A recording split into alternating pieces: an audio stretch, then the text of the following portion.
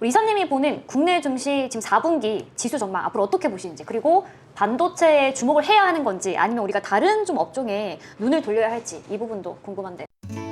매일 아침 눈을 떠 저들을 바라봐. 안녕하세요. 김미정의 경제만담 진행의 김미정입니다.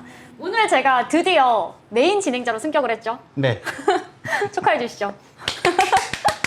아, 이거 국장님 아시면 이거 상당한 지금 피바람이 불 것 같긴 한데 일단은 무시하고 좀 진행을 해보도록 하겠습니다. 자, 저희가 이번 시간에는 주제를 4분기는 기회일당 다시 반도체라는 주제로 지었는데 반도체 얘기를 좀 하기 전에 일단 국내 증시부터 좀 짚고 넘어가면 좋을 것 같아서 지금 저희가 이 녹화일 기준으로는 3분기가 끝나가고 있죠. 네, 그렇습니다. 이제 4분기에 들어설 텐데 국내 증시 상황을 좀 보면 3분기가 이걸 좀 뭐라고 해야 될까요? 뭐 그전까지는 저도 차트를 좀 보고 왔는데 뭐 우리가 한 2분기까지만 해도 뭐 3,000피를 가나요? 뭐 어떻게 하나요? 이런 기대감이 있었는데 이거 뭐 블랙몬데이 이후에 힘을 영 못 쓰고 있는 느낌입니다. 이런 상황을 좀 어떻게 봐야 될까요? 네, 일단 우리가 가장 주목해봐야 될 포인트는 결국은 외국인이 아닌가 보여집니다. 네. 상반기까지는 뭐 지수가 오르던 내리던 상관없이 외국인들이 반도체를 샀어요. 네. 그래서 첫 번째 준비된 그림 보시면 외국인들이 정말 이래도 되나 싶을 정도로 반도체에 엄청난 드라이브를 걸었는데 네. 근데 중요한 건 이 반도체에 대한 드라이브가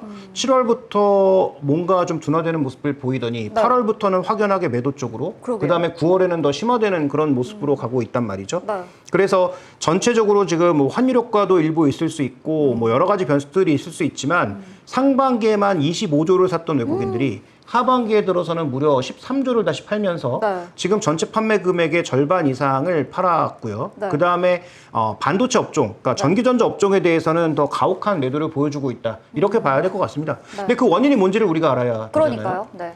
그러니까 상반기까지는 왜 샀고 하반기는 왜 팔고 있느냐를 살펴봤을 때 가장 먼저 드러나는 특징은 두 번째 이제 준비된 그림을 보시면 네. 우리나라 3분기와 4분기에 대한 이익 컨센서스가 네. 계속 떨어지고 있습니다. 그러니까 3달 전이 고점이었고 2달 전부터 떨어지기 시작해서 지난달에 제로 수준까지 떨어지더니 네. 그다음에 이제 이번 주를 기저로 해서 보면은 마이너스로 다 돌아섰어요. 그러니까 네. 이 얘기는 반도체를 포함한 전체 코스피의 이익 전망이 이제는 마이너스로 돌아서서 3분기에 원래 추정했던 이익보다 줄어들고 있다는 얘기고요. 네. 여기에 이제 가장 크게 기여하고 있는 산업이 바로 반도체입니다. 특히 삼성전자의 이익 하향이 가장 크게 작용하면서 네. 이게 전체적으로 내려간 것이고요. 근데 중요한 건 지금 반도체가 3분기만 내려가고 있는 게 아니라 4분기도 떨어지고 있단 말이에요. 네네. 그러니까 전반적인 기업 이익의 하락, 이 부분이 외국인들이 상반기까지는 생각했던 것보다 이익이 좋아서 우리 시장을 무려 20조가 넘게 샀지만 반대로 3분기 들어서면서부터 3분기, 4분기 이익 전망이 떨어지기 시작하니까 주식을 판 가장 대표적인 이유로 봐야 될 것 같고요. 네.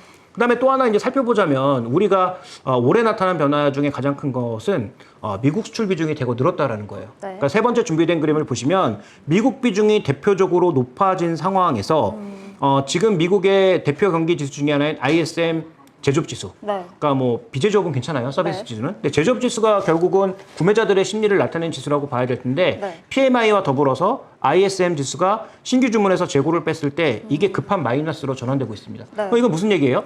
신규 주문이 급하게 빠지든지 재고가 급격하게 늘어나든지 둘 다 동시에 일어나든지 이 셋 중에 하나잖아요. 셋 중에 모든 신호가 다 부정적이라는 거죠. 그러면서 한국 기업들에 대한 특히 미국 수출을 대거 늘린 뭐 자동차라든지 그다음에 반도체라든지 네. 이런 업종의 이익 하향에 대한 그런 부담감이 현재 외국인들의 매도로 발현됐다. 이렇게 봐야 될 것 같습니다. 네, 뭐 말씀하신 것처럼 다양한 여러 가지 원인들이 좀 복합적으로 있는 것 같습니다. 일단 특히 우리나라 같은 경우는 외국인들의 이 파는 것과 사는 것에 좀 영향을 많이 받는 데다가 지금 또 미국의 비중까지도 있다고 보니까 조금만 외국인들이 판다 하면은 좀 같이 흔들흔들하고 이런 부분들이 있는 것 같아요. 외국인이 아까 말씀하신 내용 중에 지금 상반기에 25조를 담았다고 말씀해 주셨는데 하반기가 아직 다 끝나지도 않았는데 벌써 지금 13조를 팔았다고 말씀해 주셨거든요.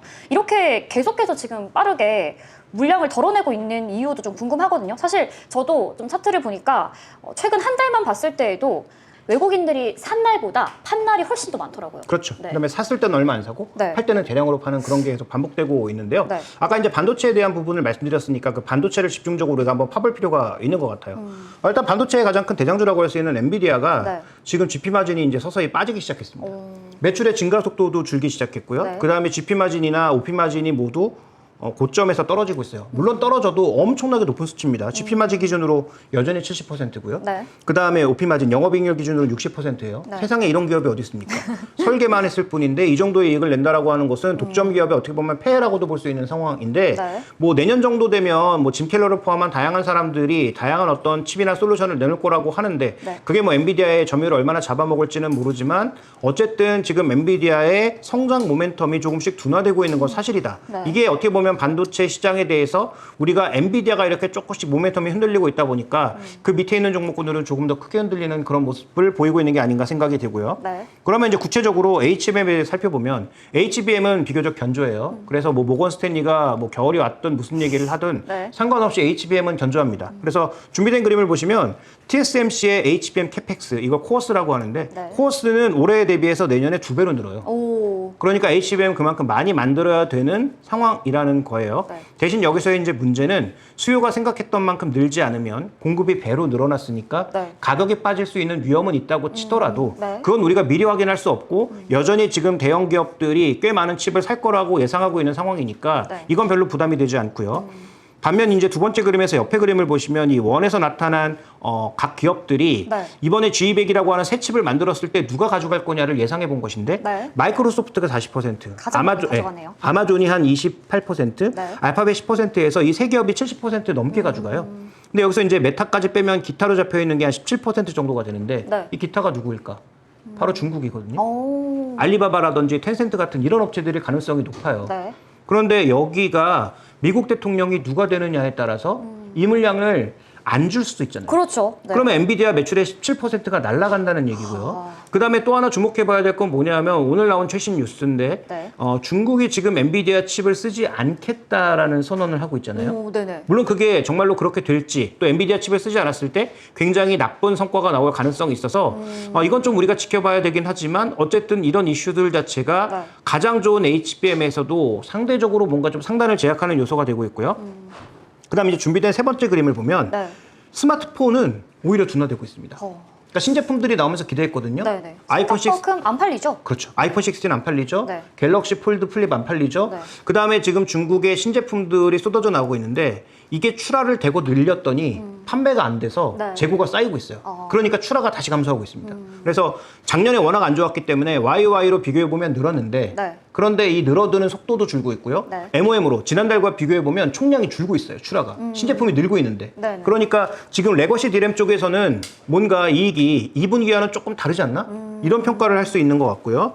그다음에 이제 마지막 준비된 그림 보시면 또 하나 기대했던 게 뭐냐면 AI PC입니다. 아. 그러니까 AI가 지금 휴대폰만 나온 게 아니고 네. PC도 AI를 얹은 그런 상품이 이미 나와 있죠. 네. 그래서 AI PC라고 해서 마이크로소프트도 나와 있고 그다음에 여러 회사들이 나와 있는데 이 준비된 그림은 에이서라고 하는 대만의 네. 업계 수익권의 업계 한 2, 3위권의 PC 제조업체라고 봐야 되는데요. 이 제조업체의 매출이 안 늘어요. 월별로. 그러니까 AI PC라고 하는 신제품이 당연히 신제품이니까 프리미엄 좀 얹어서 비싸게 나왔겠죠. 네네. 근데 사람들이 신기하게는 생각하지만 네. 안 산다라는 거죠. 그렇죠. 그러면 결국은 뭐예요? HBM은 좋은데 뭐 아주 급격하게 더 생각했던 것보다 좋아지기보다는 오히려 약간의 제약 요소가 있는 반면 레거시 디램 쪽에서는 세트의 수요가 안 늘고 있다. 최종 네. 제품의 수요가 오히려 안 늘고 있어서 재고가 쌓이고 있다라는 게 지금 이 반도체 이익을 갉아먹는 가장 대표적인 이유라는 거죠. 그래서 이런 요소들을 우리가 종합해 봤을 때 네. 외국인들이 왜 우리 시장을 이렇게 급하게 샀다가 급하게 팔고 있는지 네. 반도체에서 나타나는 가장 큰 오류는 어디에서 나타나고 있느냐? 네. 바로 지금 레거시 디램 쪽에서 먼저 나타나고 있고 HBM도 조금 지켜보자라는 그런 시각이 네. 일부 반영되고 있는 것이 아닌가 이렇게 봐야 될 것 같습니다. 뭐 반도체가 당장 뭐 망하지는 않겠지만 말씀하신 대로 뭔가 이제 재고가 계속해서 쌓이고 있고 또 성장 속도가 비교적 좀 둔화가 되는 걸 보다 보니까 좀 지켜봐야겠다. 아직까지 우리가 막 그렇게 막 사들이고 이거를 막 지금 당장 뭐가 올라갈 것 같지는 않다라고 외국인들이 판단을 해서 조금은 좀 숨고르기를 이어가는 것 같다라고 정리를 해볼 수 있을 것 같습니다. 네, 그래서 마이크론이 이제 이걸 깼잖아요. 네. 마이크론이 이런 어떤 편견을 일부 깨부셨는데 네. 이게 지금 삼성전자의 실적에서 어떻게 또 나올 거냐. 삼성전자는 정말로 하향된 실적이 나올 거냐가 가장 이제 중요한 포인트가 될 것 같습니다. 네, 삼성전자 실적은 또 저에게도 중요한 일이죠. 네, 저도 지금 평균 단가 65,000원대로 보유 중인데 앞으로 아무튼 추이를 좀 지켜보면 좋을 것 같습니다. 네.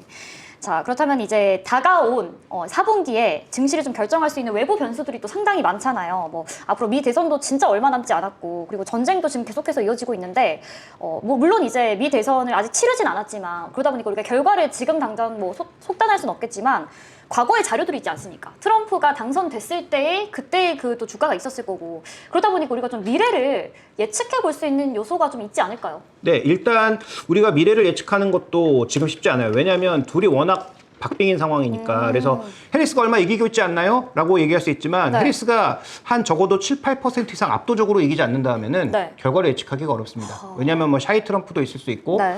그다음에 최근에 이제 그 미국의 이 설문조사 표본도 약간 편향됐을 가능성이 있거든요. 언론사들 중에서 트럼프를 좋아하는 사람은 아무도 없잖아요. 그렇죠. 그러니까 진짜 압도적으로 이겨야 적어도 실제로 표상에서 네. 확실하게 해리스가 우위를 차지하고 있다. 이렇게 좀 냉정하게 평가할 수 있을 것 같아요. 그래서 지금 한 2, 3% 정도의 차이로는 네. 확신하기는 어렵다. 이렇게 보여지는데 네. 이런 불확실성이 있는 데다가 지금 첫 번째 준비된 그림 보시면 네. 빅스라고 하는 증시 변동성 지표거든요. 네네. 근데 이게 증시 그 변동성인데 한 달 전에 올라요. 그러니까 보통 이게 평균값이에요. 네. 그 최고값이 아니라 평균값, 중간값인데 중간값, 네. 이 중간값을 보면 선거일 대비 한 달 전부터 가파르게 올라갑니다. 오, 변동성이. 그러네요. 네. 예, 그래서 이 부분 좀 경계할 필요가 있겠고 두 번째로 준비된 그림 보시면 모브라고 해서 이거 네. 채권 변동성 지표거든요. 네. 동일합니다. 이것도 그러네요. 선거 한 달을 앞두고 뭐 선거의 결과라든지 여론조사의 향방이라든지 또 대선 토론 결과라든지 이런 것들로 인해서 각종 이제 변수들이 좀 나타나기 시작한다라는 게 문제점으로 좀 보여지고요. 그 다음에 실제로 또 우리가 살펴봐야 될 것은 이 미국의 지금 경제 지표가 둔화되고 있다고 했잖아요. 네네. 근데 그것도 어떻게 보면 이런 부분으로 해석해 볼 수 있는 거예요. 대선에 확실한 결과물이 나오지 않았으니까 불확실성이 기업들이 있으니까. 네. 투자를 멈춘 거죠. 왜냐하면 이 사람이 됐을 땐 이게 좋을 것 같고 그렇죠. 저 사람이 됐을 땐 이렇게 바뀔 수 있으니까 좀 더 정체된 그런 양상을 보여주고 있다라는 게 지금 미국 대선을 둘러싸고 있는 가장 중요한 변수 중에 하나다. 이렇게 봐야 될 것 같습니다. 네, 말씀하신 대로 불확실성이 좀 크다 보니까 눈치 보기를 좀 계속해서 하고 있는 것 같습니다. 특히나 선거일 한 달 전이 가장 변동성이 좀 크다고 하니까 특히나 우리가 당분간은 좀 진짜 누가 될지 이제 지켜봐야 될 것 같고 그만큼 우리 증시도 그렇게 큰 변동을 보일 것 같진 않다라고 정리를 해볼 수 있을 것 같고요.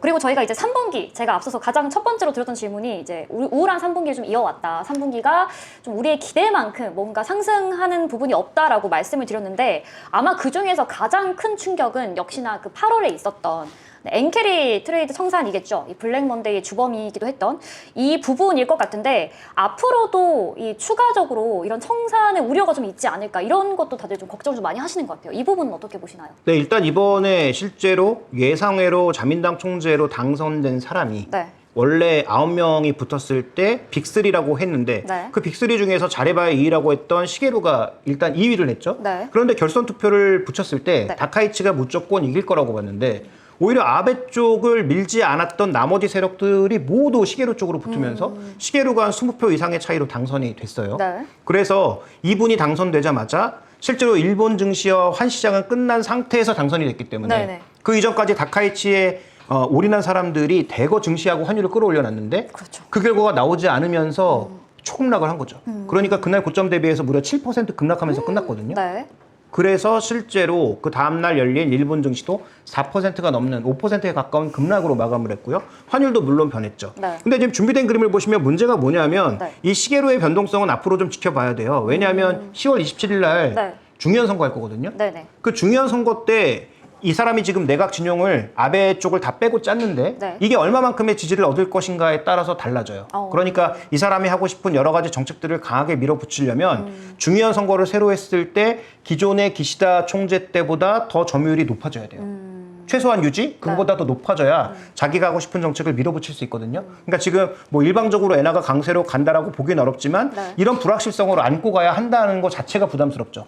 그다음에 이제 준비된 그림에서 엔캐리가 일부 청산이 됐습니다. 네. 그렇지만 과거 대비해서 엄청나게 높은 포인트를 기록하고 있다라는 것, 레벨 자체가 높다라는 그러네요. 것은 네. 언제든지 변동성이 생기면 이런 변동성이 또 발생할 수도 있겠다라는 우려를 사람들이 할 수 있잖아요. 네. 그러니까 이런 것들 때문에 결국 시장은 여전히 변동성을 좀 안고 가야 되는 상황이 아닌가 이렇게 네. 보여집니다. 네, 이런 엔화 변동성도 우리가 좀 안심할 수 없을 것 같습니다. 자, 지금 저희가 이제 우리나라랑 가장 가까운 뭐 일본 알아봤고 다음은 당연히 중국 얘기를 또 안 빼놓을 수가 없는데 그동안은 이 중국의 부양책이 뭐 딱히 뭐 우리나라에 그렇게 뭐 영향을 크게 주지는 않는 것 같다라는 얘기들이 있었는데 오늘 일단 그 9월 30일 기준으로 지금 중국 증시가 좀 급등을 했다라고 제가 아까 기사를 좀 보고 왔거든요. 이게 좀 앞으로 이제 중국에서 본격적으로 이제 부양책을 좀 펼칠 예정이다 보니까 이번에는 좀 다르지 않을까. 우리나라에 좀 영향을 어떤 좋은 호재를 좀 갖다 줄 수 있지 않을까라고 좀 기대를 하는 부분도 있는 것 같더라고요. 네, 근데 네. 중국이 나빠지는 것보다 좋아지는 게 당연히 낫겠죠. 네, 어쨌든 그렇죠. 뭐 중국을 뭐 개별적으로 싫어할 수도 있고 중국을 안 볼 수도 있지만 네. 어쨌든 우리는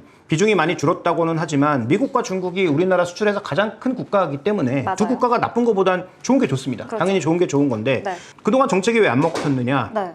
그동안 금리만 내렸거든요. 뭐 어. MLF라든지 네. 그다음에 LFR 뭐 이런 것만 내렸는데 이게 안 먹혔던 이유는 실제로 정책금리, 중국의 정책금리보다 실세금리가 낮았어요. 네. 그러니까 정책금리를 낮춰도 이미 실제금리가 더 낮아져 있기 때문에 효과가 없는 거죠. 네네. 그러니까 정책금리를 낮춰놓으면 실세금리가 더 낮아져서 네. 더 내려도 효과가 없는 그런 상황이었단 말이죠. 그러다 보니까 이번에 중국 정부가 어떤 정책을 빼들었냐면 네. 자기들이 직접 돈을 투입하는 건 너무 부담이 되니까 네. 은행의 지준율을 줄여준 거예요. 줄여주겠다. 그러니까 은행의 맞추겠다. 지준율을 줄여줬다라는 것은 네. 중앙은행에다가 은행이 그만큼 돈을 덜 넣어도 되는 거니까 네네. 직접 자금을 공급한 것과 같은 효과가 있거든요. 그럴 것 같네요. 그다음에 RRP의 그 이자율도 변화시켜주면서 전체적으로 자금이 더 시중으로 풀릴 수 있는 그런 효과를 주니까 네. 이번엔 중국 증시에 긍정적 효과가 있었죠. 근데 준비된 그림은 뭐냐면 부동산 개발 투자하고 SOC 투자인데요. 네. 둘 다 마이너스 국면으로 이미 접어들었고 네. 마이너스가 오히려 더 심화되고 있는 국면이에요. 네. 그러니까 이번 조치로 인해서 중국 경제가 살아날 거냐 확신하기 어렵고요. 아. 중국 경제가 그만큼 네. 안 좋다라는 걸 방증하는 거예요. 그러니까 중국도 그래서 추가 대책이 있다라고 열어놨잖아요. 네네. 그러니까 그만큼 안 좋다라는 걸 방증하는 거고 또 하나 이제 중요한 거는 가장 대표적으로 최근에 급등하고 있는 종목 중에 하나가 롯데케미칼인데 네. 롯데케미칼도 주가 흐름을 중국 지수랑 이렇게 겹쳐서 준비된 그림에서 살펴보시면 네. 적어도 2023년 초반 정도까지는 같이 갔어요. 네. 근데 2023년 후반기부터는 이거 중국 증시랑도 다르게 갑니다. 오. 왜냐하면 구조적으로 중국이 중간재를 스스로 생산해내기 시작했거든요.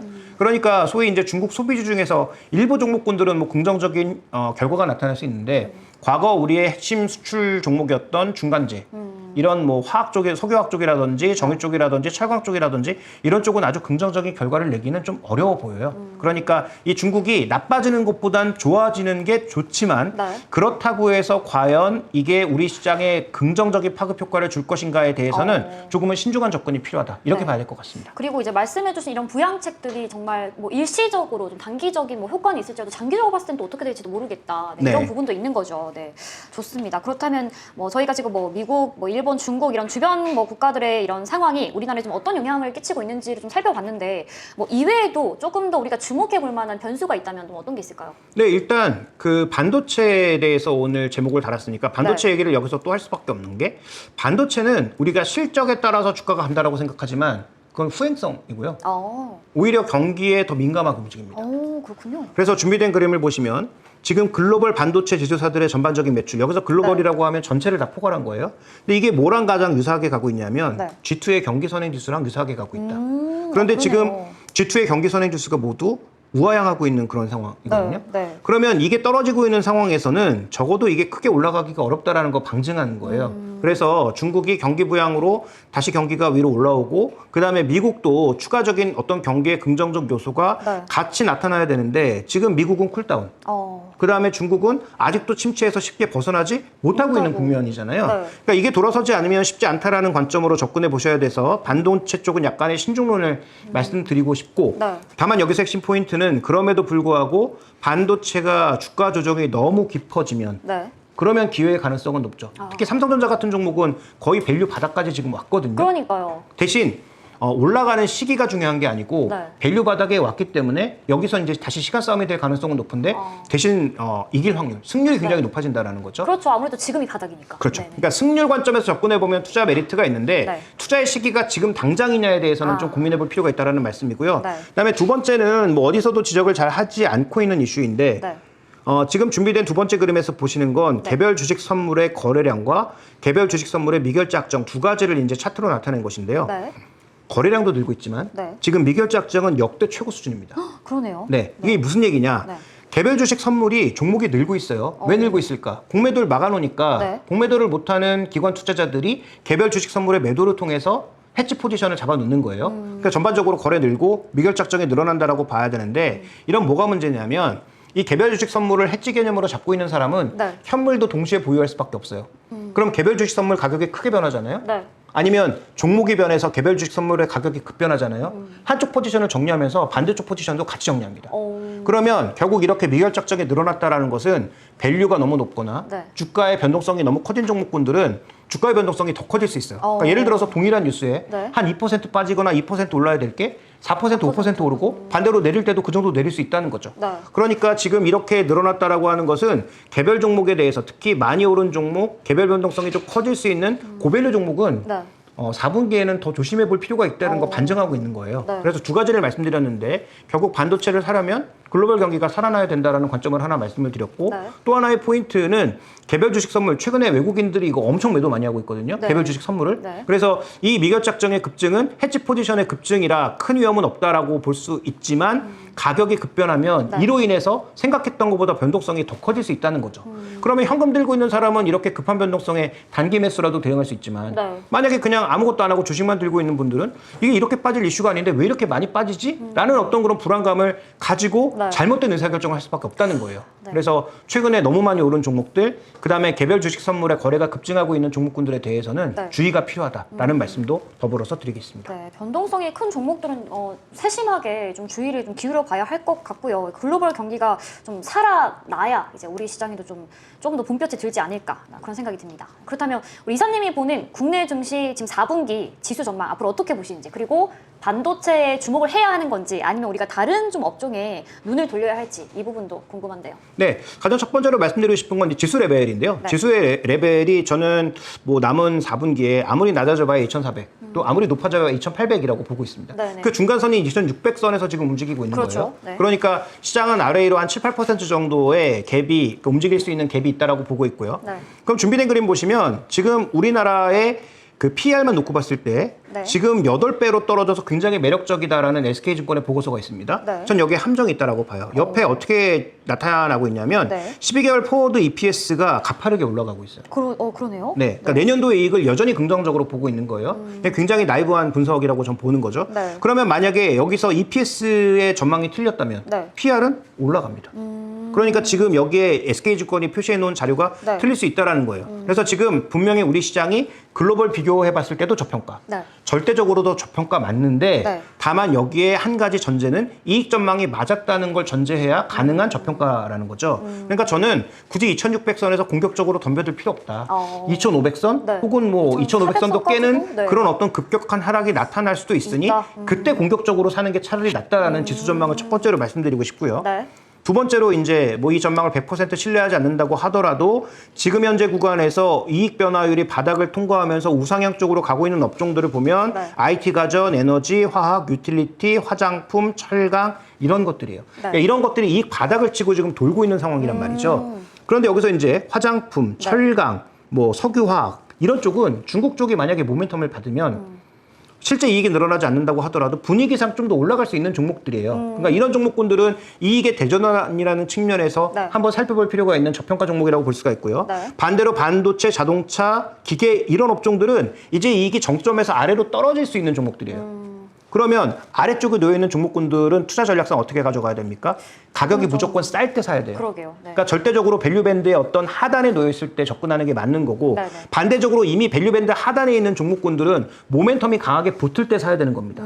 그러니까 그런 의미에서 현금도 필요하고요. 업종별로 지금 이익의 하단에서 반전하는 종목과 네. 이익의 상단에서 내려가는 종목의 투자 전략이 달라질 수밖에 없는 4분기다. 그래서 지금 반도체, 자동차, 기계 이런 쪽은 철저하게 네. 밸류 바닥에서만 사시는 걸 말씀드리고 싶고 네. 반대로 이익의 바닥에서 올라가려고 지금 기대하고 있는 종목군들은 모멘텀이나 거래가 붙을 때 접근해 보시는 게 좀 더 좋지 않을까라고 보고 있고요. 네. 자, 마지막으로 이 그림 하나로 정리해 보겠습니다. 시기를 또 따져볼 필요가 있는 거잖아요. 언제 사는 게 좋으냐. 그렇죠. 그러니까 4분기도 10월, 11월, 12월 3개월이 있는데 네. 언제 사는 게 좋으냐라고 했을 때 저는 11월 중순 정도가 좋지 않을까라고 보고 있는 건데 네. 가운데 11월 중순에는 네. 어떤 이벤트가 있는 거죠?